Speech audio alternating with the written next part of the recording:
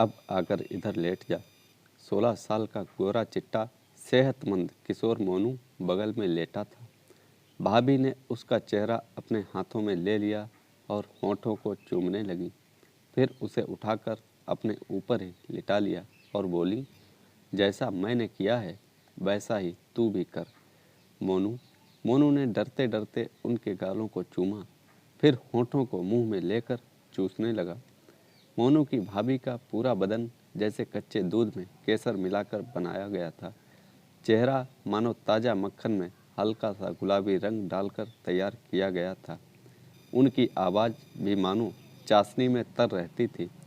वे बिहार के एक बड़े जमींदार की बेटी थीं। उनकी शादी भैया के फौज में चुने जाने से पहले ही हो गई थी। भैया के नौकरी पर जाने के बाद अम्मा और बस 2 जने ही परिवार में रह गए थे।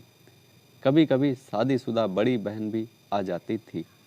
भाभी के आ जाने से अब 3 जने हो गए थे। मोनू के पिताजी की मौत उसके पैदा होने के पहले ही एक कार हादसे में हो गई थी। उसके परिवार की गिनती इलाके के बड़े जमींदारों में होती थी। कोठिया के कुंवर साहब का नाम दूर दूर तक मशहूर था। पहले कुछ दिन मोनू भाभी से डरता था, तब वह छोटा भी था। डरता तो अब भी है, लेकिन अब डर इस बात का रहता है कि कहीं नाराज होकर वे उससे बोलना ही बंद ना कर दें। एक बार गर्मी का मौसम था। बगीचे में आम लदे हुए थे। भाभी ने कहा, मोनू चलो बाग देख आएं, झोला ले चलो, आम भी ले आएंगे। मोनू ने कहा, भाभी थोड़ा रुको, मैं बगीचे से सभी को भगा दूं, तब आपको ले चलूँगा। थोड़ी देर बाद मोनू आया तो बोला, चलिए भाभी। भाभी ने पूछा, कहाँ गए थे? मोनू बोला, मैं सभी को बाग से भगा कर आया हूँ। क्यों भगा दिया? भाभी ने पूछा। भाभी आप नहीं जानती, किसी की नज़र लग जाती तो? भाभी हंसने लगी। अम्मा भी वहाँ आ गईं और पूछने लगीं, क्या हुआ बहू? अम्मा, मोनू बगीचे में जाकर सभी को भगा आया है। कहता है कि आप नहीं जानती, किसी की नज़र लग जाएगी। यह सुनकर अम्मा भी हंसने लगीं और बोलीं, तेरे पीछे पागल है बहू, इसकी चले तो किसी को देखने ही ना दे। बगीचे में पहुँचे अभी थोड़ी ही देर हुई थी। मोनू आमों से झोला भर चुका था। तभी आंधी आ गई। मोनू बोला, भाभी पेड़ों के नीचे से इधर आ जाओ। भाभी बोली, आंधी तो चली गई है। मोनू शायद बवंडर था। मोनू की आंखें आंसुओं से भरी थीं। भाभी ने पूछा, मिट्टी गिर गई है क्या आंख में? मोनू बोला, आंखों में कुछ नहीं पड़ा है भाभी। तब रो क्यों रहे हो? आपके ऊपर कितनी धूल मिट्टी पड़ गई है। भाभी हंसने लगी। अभी चल कर नहा लूँगी। अम्मा पूछने लगी, चोट तो नहीं लगी बहू? भाभी बोली, माँ मोनू रो रहा था, कहता है कि तुम्हारे ऊपर धूल मिट्टी पड़ गई है। ऐसा सुनकर अम्मा भी हंसने लगी। मई का महीना था, गर्मी अपने सवाब पर थी। मोनू कहने लगा, 20 मई को मेरा रिजल्ट आएगा भाभी। भाभी बोली, मोनू अगर तू फर्स्ट डिवीज़न लाया तो मैं तुझको इनाम दूंगी। क्या दोगी भाभी? अभी नहीं बताऊंगी, लेकिन बहुत मज़ेदार तोहफा रहेगा। रुपया पैसा दोगी भाभी? मोनू ने खुश होते हुए पूछा। हम लोग कोई जुआरी तो है नहीं और ना ही बनिया महाजन हैं। तब क्या दोगी भाभी?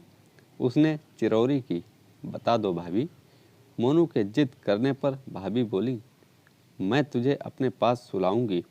सोता तो मैं आपके पास ही रोज ही हूँ। जब पढ़ते हुए मुझको नींद आ जाती है तो आपके पास ही तो मैं सो जाता हूँ। फिर आपके जगाने पर ही मैं अपने बिस्तर पर जाता हूँ। भाभी हंसने लगी। अरे वैसा नहीं, जैसा तेरे भैया के साथ सोती हूँ वैसा। मोनू की समझ में ज़्यादा कुछ तो नहीं आया, लेकिन वह 20 मई का बेसब्री से इंतज़ार करने लग गया। 20 मई आई तो सुबह सवेरे मोनू को दही भात खिलाकर अम्मा ने शहर भेज दिया। वह अपने किसी दोस्त की मोटरसाइकिल से रिजल्ट देखने चला गया था। भाभी को तो चैन ही नहीं पड़ रहा था। दोपहर के 12 बजे के बाद से ही भाभी 4-5 जगह फ़ोन करके मोनू का रोल नंबर लिखवा चुकी थी। 3 बजे किसी ने फ़ोन पर बताया कि मोनू फर्स्ट डिवीज़न में पास हो गया है। उनकी आंखों से खुशी के आंसू निकल आए। मोनू रात के 9 बजे घर लौटा तो हाथ में अखबार लिए भाभी के पास जा रहा था। अम्मा बोली, पहले खाना खा ले तब भाभी के पास जाना। पड़ोस में रात का कीर्तन शुरू हो गया है। मैं 2 घंटे बाद ही लौटूंगी। वैसे तेरा रिजल्ट तो बहू को पता है कि तू पास हो गया है ना। मोनू जल्दी जल्दी खाना खाने लगा तो अम्मा बोली, बेटा दरवाज़ा बंद कर लेना, मैं जा रही हूँ। आधा खाना खाकर मोनू ने हाथ मुंह धोए और अखबार उठाकर भाभी के पास पहुँच गया। भाभी सो रही थीं। गर्मी होने की वजह से उन्होंने ब्लाउज भी नहीं पहना हुआ था। आंचल भी बिस्तर पर गिर गया था। मोनू उन्हें इस हालत में ठगा सा खड़ा रह गया।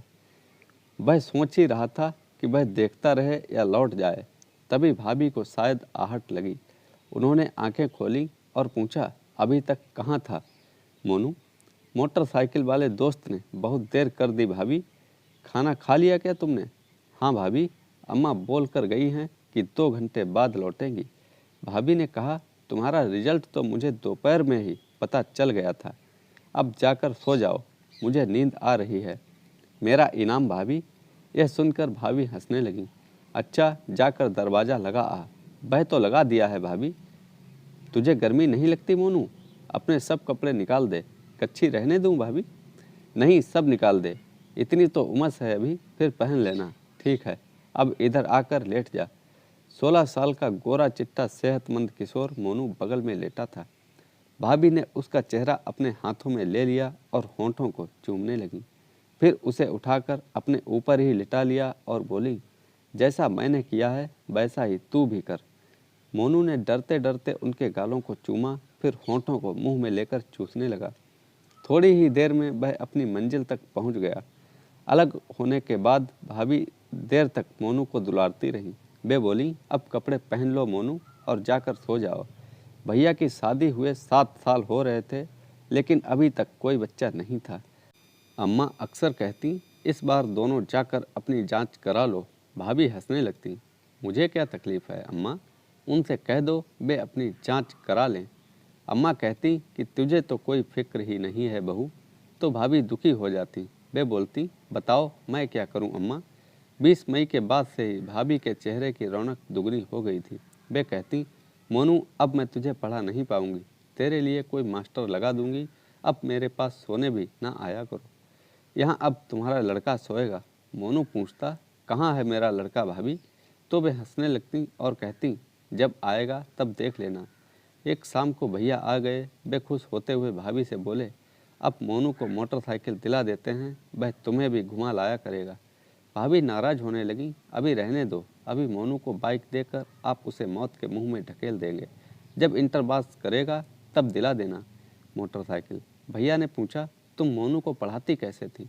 साइंस तो तुमने पढ़ी ही नहीं। भाभी बोली, उसकी किताबें पढ़ लेती थी, थोड़े नोट्स भी मिल गए थे। भैया हंसने लगे। मैं तो समझता था कि साल भी उसका बर्बाद ही होगा, लेकिन तुमने तो कमाल ही कर दिया। वे बोली, अब नहीं पढ़ा पाऊंगी, कोई मास्टर लगा दूंगी। भैया को वापस गए 3 महीने से ज़्यादा हो रहा था। मोनू कभी हाथ जोड़कर चिरौरी करके, पैर पकड़कर या भूख हड़ताल करके 3-4 बार ऐसा ही इनाम ले चुका था। एक दिन आंगन में लगे हैंडपंप के पास वे उल्टी कर रही थीं। मोनू हैरान सा खड़ा उन्हें देख रहा था। पूछने लगा, उल्टी की दवा ले आऊं?